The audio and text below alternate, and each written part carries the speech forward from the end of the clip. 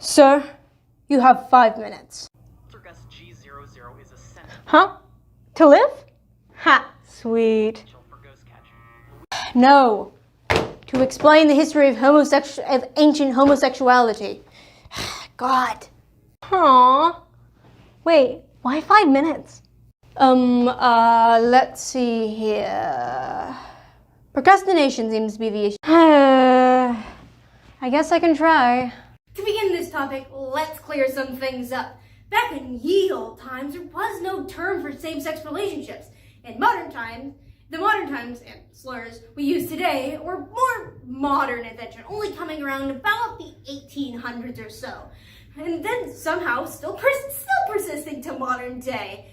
In historic documents and stories, like things like the Bible, there's just records of what seems like over-explaining. Like instead of just saying homosexual male relationship, it's man shall not sleep with man. But that was really only because there was no genuine agreed upon term for this kind of relationship.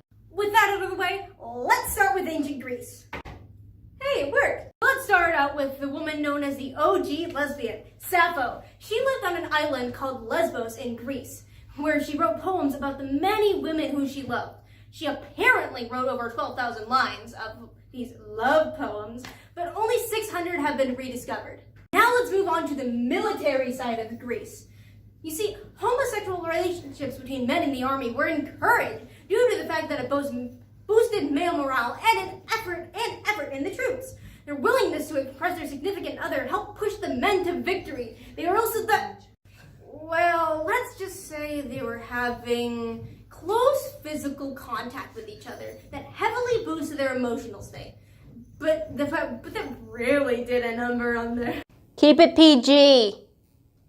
Anyways, the men in the Iliad were shown to be deeply in love with each other, but that was probably cutting out of your reading because Western society hates me and exclusively me. In literature and myth in ancient Greece, Achilles and Patroclus, I'm probably saying that wrong, are shown to have a deep and emotional bond with each other, which in terms of history mean they were...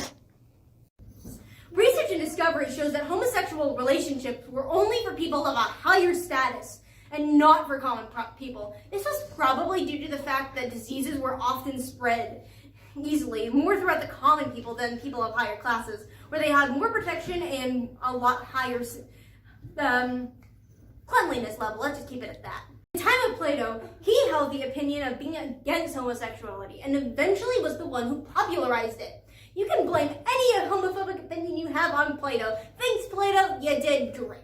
Moving more towards the Romans, Alexander the Great actually took great pleasure in having relationships with both men and women, and this did not stop him from being as feared and revered as he is stated in history. This information can easily be found online, but is often intentionally left out of textbooks because, you know, that little Western society.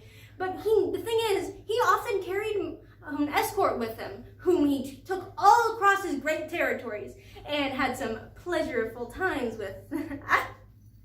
You are rambling. Romans now. Skip this. It's really graphic for high school. I don't like talking about the Romans when there's probably actual children in the room. Fine. You're not getting away with this in spring term, you have it? How'd I do? You were over. We are cutting this now.